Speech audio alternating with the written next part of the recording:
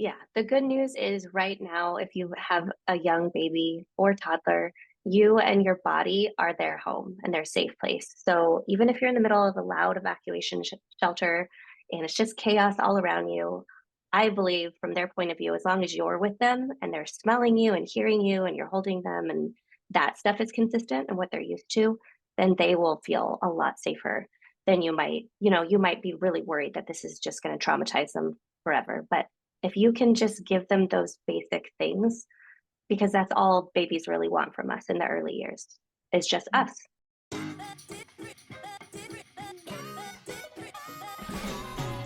Hi, everybody. We're so happy you're here. Today, we have a really important and special topic to cover that spans more than just maybe the acute situations that some of you are facing. We're going to be talking about nighttime parenting, bed sharing, co-sleeping, setting up safe sleep, maintaining your supply in times of crisis. So we collected a couple of questions. We have a couple of topics that we'll dive into, but really the goal of today's call is to give you the information that you need to feel empowered to shift and sleep safely, no matter where you are. Do you two want to introduce yourselves? I'm Tiffany Bellinger. I run Cosleepy, which is sort of like, I call it a one-stop shop for all your co-sleeping questions about how to do it practically and safely and comfortably. I'm at Instagram at Cosleepy, and I also have a lot of free information and resources at cosleepy.com. I'm Krista Tarantino, and I'm a registered nurse and lactation consultant. I'm an IVCLC, and I run Earth Milk Moon, which is a entity that holds mothers in all different facets of life and the transition into parenthood. Indeed, you do, Krista. Thanks so much for being here. And my name is Brittany Chambers. I am an infant and family sleep specialist. I run Goodnight Moonchild, which is, I work with women throughout their entire journey of early motherhood, guiding them back to their intuition. Specifically, I work on the topic of sleep. So that's who we are and why we're here. We really care about giving women their power back, giving women the ability to make decisions that feel aligned, that are not fear-based. And some of that comes from having informed consent. So we'll be talking today about breastfeeding and maintaining your supply. We'll talk about how to go with your baby's rhythms instead of against. We'll talk about incorporating things like contact naps and co-sleeping, maybe if you were previously unfamiliar. And then we'll go into safe co-sleeping regardless of the location.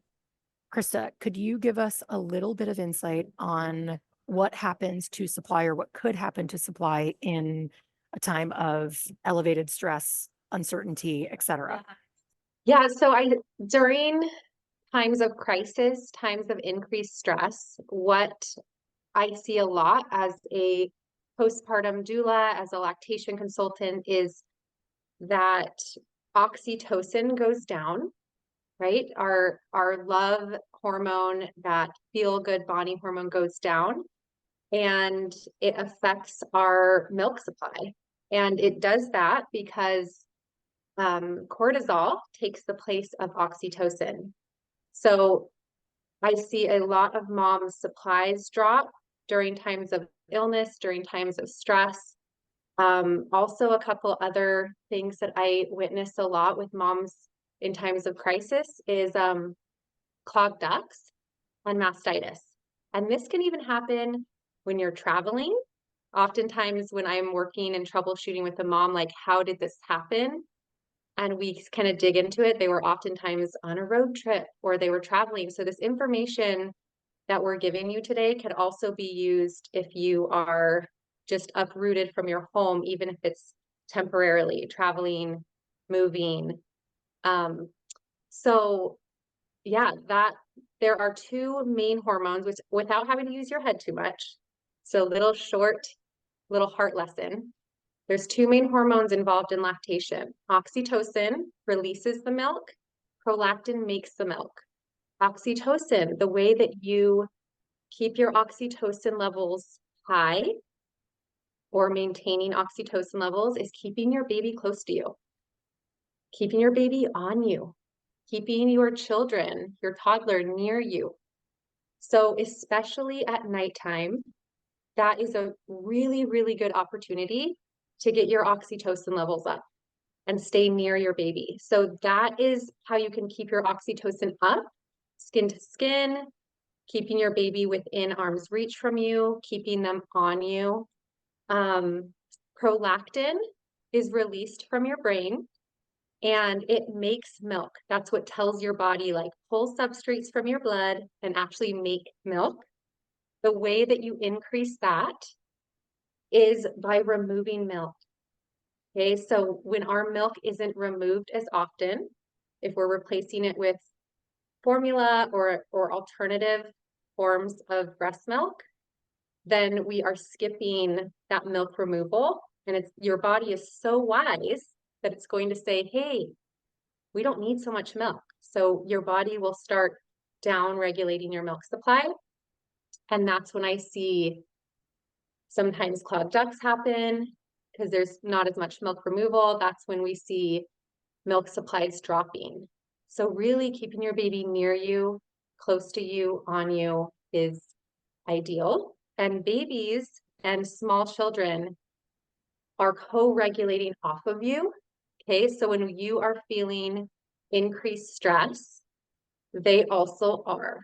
Okay, so just being aware of that and letting them have access to your body, to your milk when they need it is going to really, really help regulate them.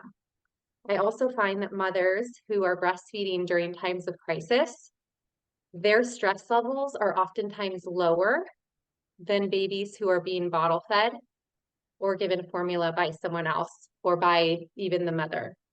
I wish I didn't have to say this, but every time there is a disaster, we see formula companies using it as an opportunity for marketing.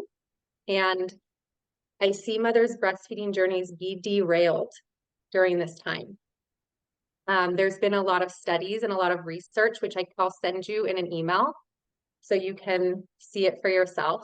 But breastfeeding is life-saving during times like this. When our water is contaminated, when the air is contaminated, it's going to benefit your baby's immune system, their gut health. We see babies come out of disasters healthier if they were breastfed. That was beautiful, really helpful Okay. and practical. And I shared on Instagram before we jumped on live that, yes, this information is widely applicable and not just in the environmental reality that we're in Southern California right now. But I was brought back to this time last year when I was in the ICU with my son, who was 8 weeks old at the time. And that was my own personal time of crisis. And you were the person that actually helped me maintain my supply in that. So when you were talking about oxytocin and prolactin, I was thinking about the profound sense of failure that I had when I felt like my body stopped making milk, which isn't actually what happened, when in reality, my supply just downregulated because of the amount of cortisol I had in my body, I would assume.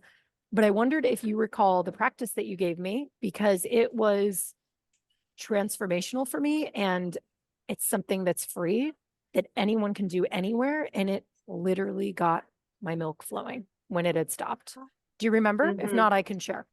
Yeah, I would love to hear your perspective on it, but also I think I remember, because this is really the practice that I give to many moms that I work with who have to be separated from their baby for whatever reason.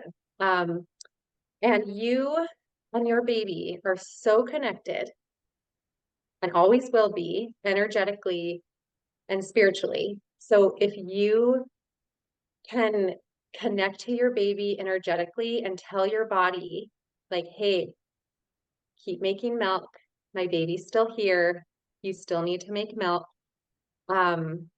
It really will help, because it's going to increase your oxytocin. And visualize your milk flowing. Visualize your milk coming out. And it is research-based information and rooted in wise woman tradition of healing, doing these practices to keep your milk flowing. And that's Yeah, I'd exactly love, what I did. I did okay. that in an environment that was not conducive to an ounce of oxytocin either. I did it in an ICU room with everything beeping and fluorescent lights everywhere and people coming in intrusively. And I sat there, you said, "Do you have a pair of headphones? Can you get a soundtrack on?" And I did. And I played some music that I loved and had my headphones in, started this visualization, and it was profound. So if you're listening to this and you are in an evacuation shelter, if you're in an airport, if you are somewhere supremely unsexy, you can drop into that space with a couple of tools and a mantra maybe to anchor you. I trust my body knows how to make milk for my baby, whatever it is that you need to say. So thank you for that, Krista. Really helpful. Thanks. And Britt, I want to add one more thing for people who may not have access to electricity. So if you, for whatever reason, need to be separated from your baby and you need to remove milk to keep your prolactin high, you can use your hands. Your hands are amazing tools. And this is what people all over the world who don't have access to electricity, who don't have access to refrigeration or formula or pump of any sort, they use their hands and they hand express into a clean bowl and then give your baby a little cup, like a little medicine cup, and just hold it up to their lips and they'll lap it up like a little kitty. Like it's really like simple practices that we can get back to simple ancient practices that we can get back to when certain disasters happen. Yeah, that brings me to the concept of rhythm and going with your baby's rhythm instead of against. So this week, we're recording this on January 17th, the fires in LA, which was the catalyst for this recording. And this topic specifically happened 10 days ago, started 10 days ago. And in the last 10 days, I've received so many messages from women that are like, I don't know what to do without my routine.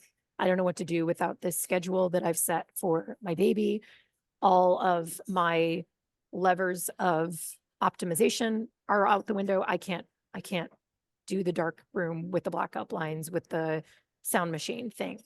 And if they were previously unfamiliar with body-based, biologically normal infant sleep, that would be really untethering. But what I've shared with them and what I'll share with all of you is that you don't need any of those things, similar to what Krista was saying.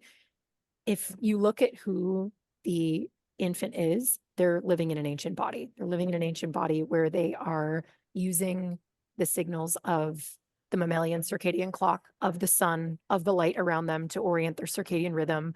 They're using brilliant hormonal systems to regulate things like sleep pressure and melatonin that help the onset of sleep. So if you're able to just observe your baby, that's the only technology you need. It's just your own observational lens to look through and notice early signs of tiredness, which are not always super obvious, but I think you would know. It's when your baby starts to maybe avert your gaze, or their eyebrows get a little bit red, or maybe they are staring off into a daze. Those are all really good signs that it could be time for a nap. Some babies, based on temperament, are not as obvious, and you won't notice until they're like overtly yawning, or perhaps even crying.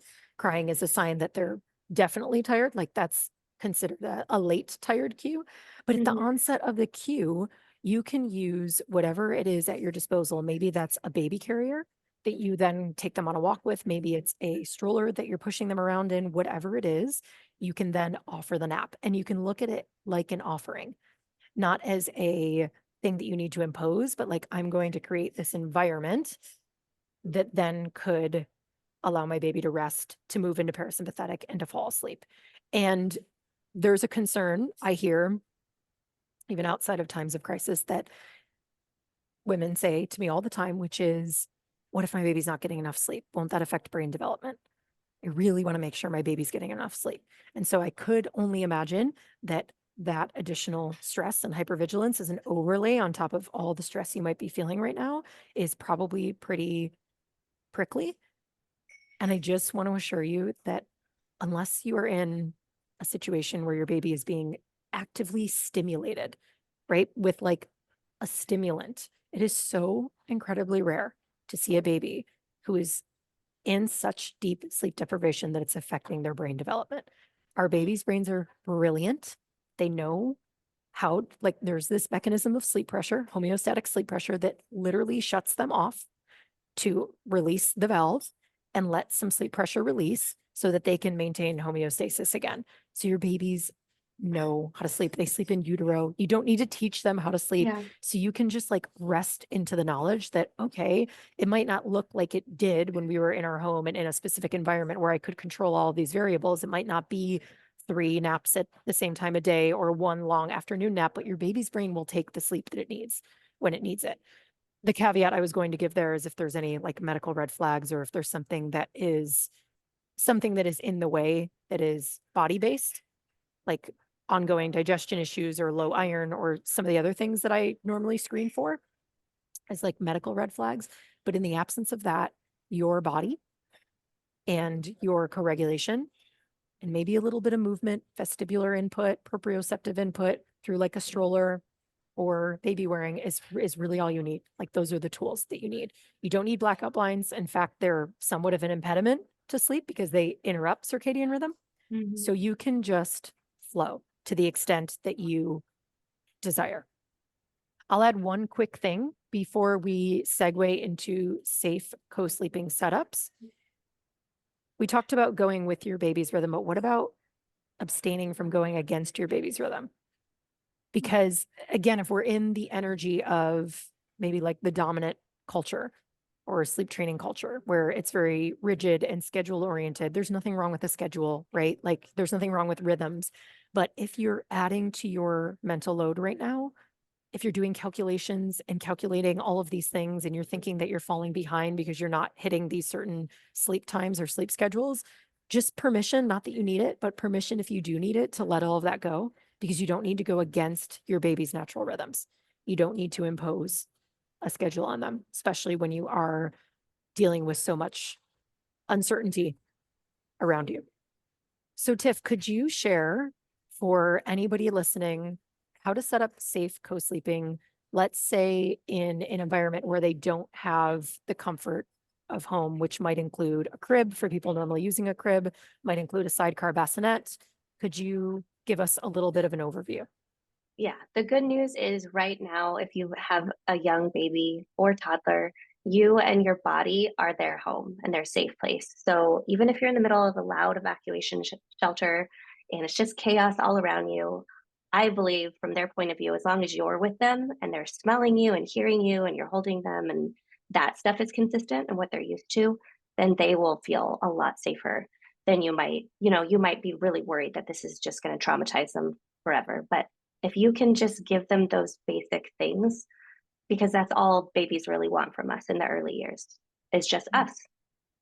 So, yeah, let's say you go into a hotel room or an evacuation shelter, but there's not a bed available for you to sleep on with your child. I would say going to need to create a surface that is firm, flat, level, and clear.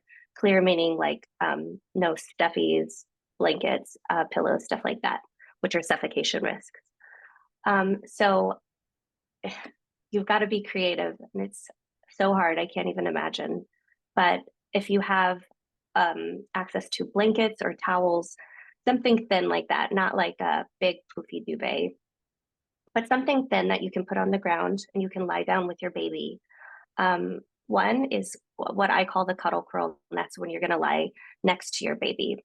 And we have a lot of research on that and video studies, and we've been able to observe how moms take care of their babies throughout the night in that position.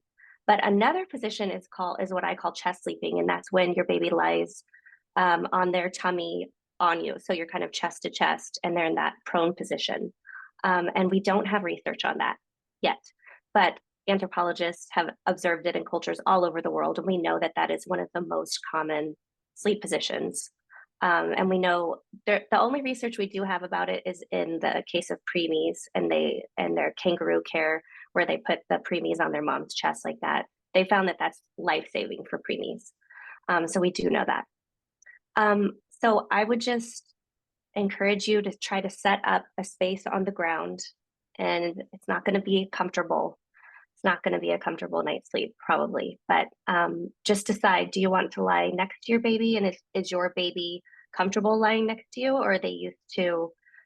It'll just depend on how you have been sleeping, but do they need that body contact? Are they used to sleeping on your chest anyways? And in that case, you could set up a safe chest sleeping setup on the ground. One of the most obvious things is if you can have your partner or a friend or someone who's there with you, if they can help supervise, or you can sleep in shifts. Again, that's not convenient or comfortable, but we're talking about really terrible situations, anyways, if you're at a shelter or something. So it's not going to be fun. But if you could have someone watch you or just kind of keep an eye on you while you're chest sleeping with your baby, that could help give you more peace of mind if you're not used to it or you have concerns about the safety. I know that's not always possible. You might be there all alone with your baby. But that is something that some couples do, is they sort of switch off. Just because you'll sleep better if you're not as stressed out about the safety aspects. And I think that your baby will probably sleep better if you're sleeping better, because they're just absorbing all of your energy and anxiety and all that. Just quickly, I'll say, if you want to sleep beside your baby on the ground, you'll lie on your side facing them, and their head will be positioned like at your chest level. And if you are used to doing side lying breastfeeding, perfect. It's basically that position. And if you can find 3 pillows, put a pillow under your head, one behind your back to sort of keep you propped up on your side, and then one between your legs. That'll really help your hips with hip pain and stuff like that. And you might not have access to 3 pillows, but I hope so. It'll help a lot. And you can nurse your baby on and off throughout the night from that position. And because your lower arm that's on the ground will be sort of up above your head under the pillow, that'll keep your baby from inching up into the pillow. And then your knees are bent in front of you, and that'll keep your baby from going down lower, especially if you're using a blanket like below your waist. The position of your body will literally like create this little pocket for them, and they'll be safe from suffocation risk like pillows or blankets. And if you do have a toddler, maybe that can help kind of keep them close to you, so they won't be able to like escape and explore while you're asleep. If you're not comfortable doing that, or your baby isn't happy doing that, you could set up a safe chest sleeping setup, and that's where you'll use a few pillows to sort of prop yourself up. And there's no like perfect science for the angle. You just want to make sure that when your baby's lying on your chest, their head is higher up in the air than their bottom is. That'll sort of give them leverage and be able to move their head. If their face does get into a position where they're not getting enough air. If you think back to your physics class from high school, it takes less force for them to move their head when you're at an angle. If they're lying completely flat on you and they need to move their head, they have big heads and weak, smaller necks when they're really little, that takes a lot. And some babies just won't be able to do it. So prop yourself up if you can, and they'll sort of get into this, what's it called? A Velcro fit? Something Sweet Sleep calls it something, where they're just like suction to you. You'll know it when you find it and you like propped yourself up. And it might take a while to sort of experiment a little bit with pillows, but they should get into a position where they're sort of just like locked onto you, and they might be able to slip, but you will feel pretty stable with them there.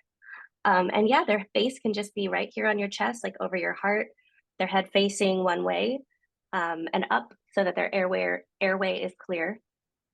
And you can just sleep like that. When they want to wake up and nurse, it's very easy to sort of slide them down into the laid back.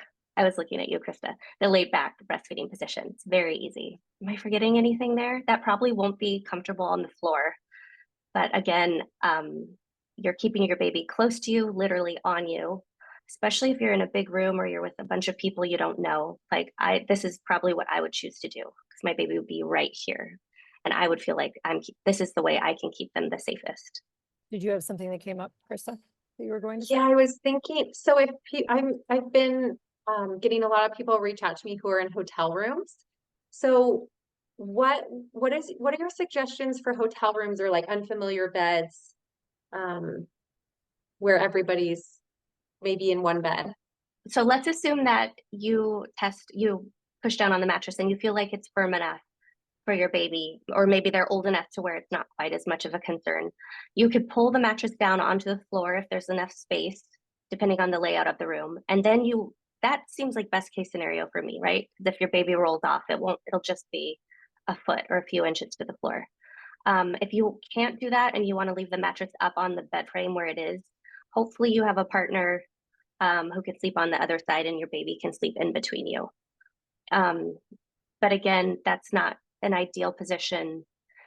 This is hard because in an ideal world, there would be certain things like you wouldn't want your baby to be in between you and your partner. Ideally, they would just be next to you on one side of the bed. But we're talking about one night in a hotel room or something like that, and you don't have any options. So if you have to sleep up high on a high bed, I think the safest option would be to put your baby in between you and your partner. And you both can sleep on your sides facing the baby. And certainly if they're in that cuddle curl, in that little pocket, they will be close to you and not close to your partner. Your body will protect them from anything.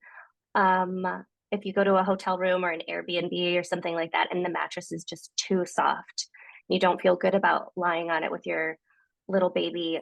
Like I said earlier, you could just set up a blanket on the ground. It would be very uncomfortable. Some hotels you can ask them for a bed board. That's something they keep on hand for it's usually like older people who come to stay and they need the bed to be more firm. So they slide it in. It's just like plywood, I think, and they slide it under the mattress and it can help firm it up. So you can talk to the people there about your concerns. You can just tell them I need to create as firm as possible surface for my baby. So hopefully they can work with you to think of ideas. If you're lucky enough to be in a room that has a fold out bed, sometimes you can take that mattress off because they're really thin and not comfortable, but you could put that on the ground. Hotels are really tricky. They're just not Those are designed. so hard. Mm-hmm. One thing I wanted to add that maybe I think is probably so obvious, which perhaps is why you didn't mention it, Tiff, but I like to, even if I've got, back when I only had one baby, even if I only had my baby in between my partner and I in a high hotel bed, I would assume that the floor is too hard in case of an accidental roll off. And I would take every single towel that existed in the hotel room and fold it in half. And I would create a little 3-foot by 2-foot crash pad on the floor next to me, just to minimize and mitigate whatever percentage of risk is there. And that helped me, to your point, Tiff, about staying in my zone of regulation. That helped me sleep a little bit more sound, knowing that that was there just in case. Yeah, I like that. I like your idea of folding up towels because that's still going to be more firm than a bunch of soft pillows, because you wouldn't want your baby to roll off the bed and into soft pillows. Exactly. Yep. And it is tricky. I just want to acknowledge that these are precarious situations for which there is nothing prescriptive. So I think taking bits and pieces from what each of us shared and hopefully adapting it to your situation makes you feel like you've got some base of knowledge to pull from, and hopefully makes you feel a little bit less alone. We've all, even if we've not been in the same exact situation as somebody listening to this call, I think that women all throughout the world at all points in history have had to trust in the wisdom of their bodies and make creative solutions. I would love to share a lot of times when we are in crisis mode and we will kind of leave our bodies and we forget to eat and drink. And those are also things that I find can lead to lactation issues, and also general anxiety. So if you can remember to have any kind of snack, even if you don't feel like you can eat a whole meal because you're in fight or flight response, having little bites of things is really helpful in staying hydrated. When our bodies are dehydrated and our cells are hungry, we are going to have anxiety, right? We're going to navigate the world differently and we're going to navigate situations differently. And if we're dehydrated, our milk is not a priority to our body. It's going to keep our vital organs healthy and not make as much milk. So if you can remember to take sips of water throughout the day and eat little bits of food, you don't need to have huge meals, but having constant food, it's really going to help with your anxiety and your milk supply, and it's going to help you and you sleep as well. That's a really practical reminder. Thanks, Krista. Mm-hmm. I also was thinking about the couple of messages that I got. We answered them all throughout the course of this, but one of the threads, one of the themes was, I'm really scared to begin co-sleeping because what if I can't stop? And what if I create a new bad habit? And I would just invite you to open up to the possibility of that not being a negative. Like, just get curious about how you're feeling as you adopt this new way of being, and maybe notice what you notice in your baby. Do you notice anything different? And also, nothing is permanent. So you can always shift. You can shift back away from co-sleeping once you've moved out of crisis mode. You can do that in a way that is responsive and respectful of your dyadic relationship. So do whatever it is you need to do to make it through the moment that you're in with your baby and your body in integrity. Thank you both so much for being here and for sharing your wisdom. I just appreciate you two so much. Thanks, Britt. Thank you, Britt. Yeah. Thanks everybody for your questions, and we're just sending you so much love. Mm-hmm. Mm.